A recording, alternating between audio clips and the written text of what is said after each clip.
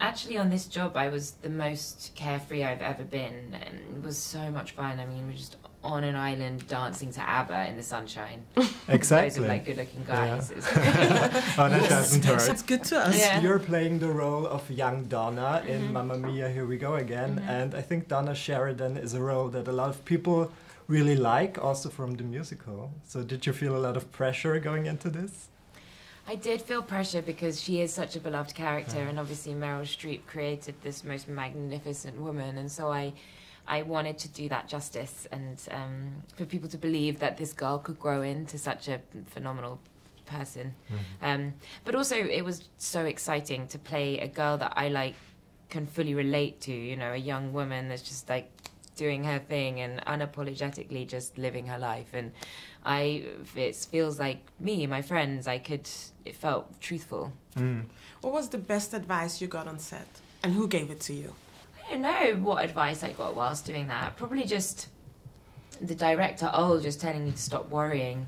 That's probably the best advice. What were you worrying about, though? Well, I'm a bit of a worrier. I never know if we've got it. I want to keep going. But actually, on this job, I was the most carefree I've ever been, and it was so much fun. I mean, we're just on an island dancing to Abba in the sunshine. So there's a lot of singing and dancing. How did you prepare for that? Do you have a background in singing and dancing? Yeah, I feel like I've sort of been preparing for it my whole life, as cheesy as that sounds. I loved singing and dancing, especially as a kid. I did it all the time, and I knew Mamma Mia off by heart. Like, all the songs from the show I knew.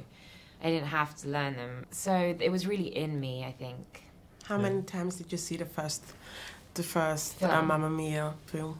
I mean, too many times to count. And now... Really? Yeah, because I saw it at the cinema, and then every time that's on TV... It's one of those films that if I switch the channel and it's on, I'll finish it. Yeah, sure. A film like that is Titanic. If it's on, I have to watch it. Even though you know how it ends up, I know right? I'm going to be crying, and I know what happens, so she should have just shared the plank. Anyway. So Mamma Mia is a bit like that, and I was just loved Amanda. I was like, oh, this girl's perfect. And I saw the stage show maybe somewhere about 10 times. And wow, that's amazing. I was just very, very big fan. Yeah, I can relate. An embarrassingly big fan. So, and now I've seen the film about 100 million times because I watched it so much to try and sort of study Meryl. So take us through how this second film sort of works. Do you share any scenes with the actors from the original? No, probably not, right? No, only at the end there. I mean, I don't want to do any spoilers, but there's a huge, big Mamma Mia style send-off. And so then we were all together, and that was chaos, a wonderful chaos. But no, my scenes are all with the younger characters. I sort of have a personal question, because this movie is kind of a mom-daughter relation movie. What do you really, really admire? If you could name one thing that you admire from your mom or about your mom, what would that be? I would say that my mum is very, very kind person. She's very generous with her love, and she puts people ahead of herself. Sometimes it's just the simple things, isn't it? Yeah, it's the simple things. But there's a lot of things that drive me crazy about my mum too. That list would be bigger. No, I'm joking. Oh, I was with my mum yesterday at the first launch of Mamma Mia in Stockholm. Yeah. She came with me, and no, truthfully, that's one of the reasons why I think this film appeals to so many people, because it's the story of that precious, incredible, strong bond between a mother and a daughter for all its...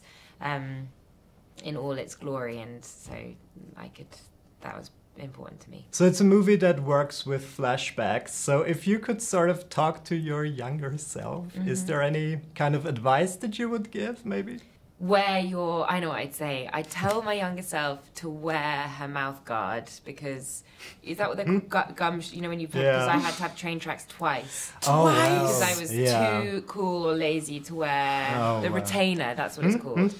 So I would definitely tell myself it's not worth it. I'd tell myself to stop putting lethal spot cream all over my face. How would you do that, though? I just always, toothpaste or acid, essentially, all over your face. That's because Naomi told us to do that in the 90s. Yeah, it's her fault. Probably. It's not your fault. That's a good piece of advice. It is, sort of.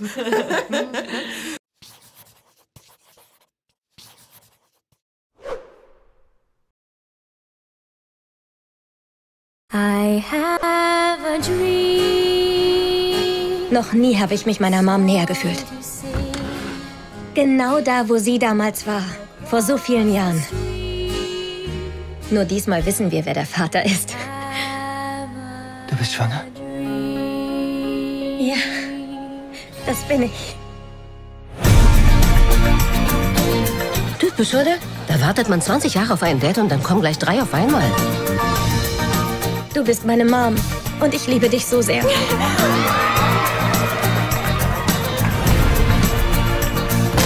Grausam, was die Zeit für Spuren hinterlassen hat. Ihnen hat die Zeit gut getan. So wie bei einem Baum oder Wein. Und Käse.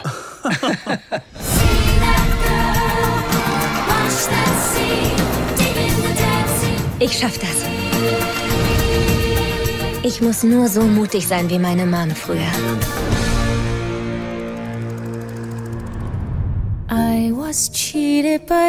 Ich bin Bill. Ich bin Donna. Die Welt ist riesengroß und ich will Erinnerungen schaffen. Kann ich helfen?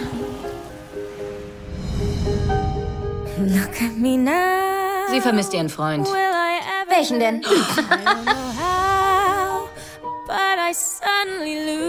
Wir haben uns erst kennengelernt. Und du bist nicht so ein Mädchen? Absolut nicht. Normalerweise.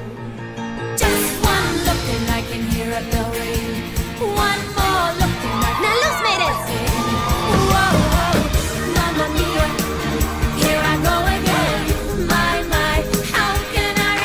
Sie hatte keine Angst. Sie hat es geschafft, weil sie nicht allein war. Sie hatte mich. Wir dürfen noch niemandem von dem Baby erzählen. Ich hab's nur Bill erzählt. Und ich nur Harry. Ich habe mit ganz vielen darüber gesprochen.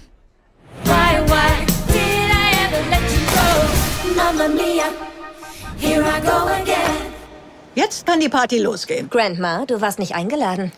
Das sind die besten Partys, kleines Fräulein. I should not have let you go.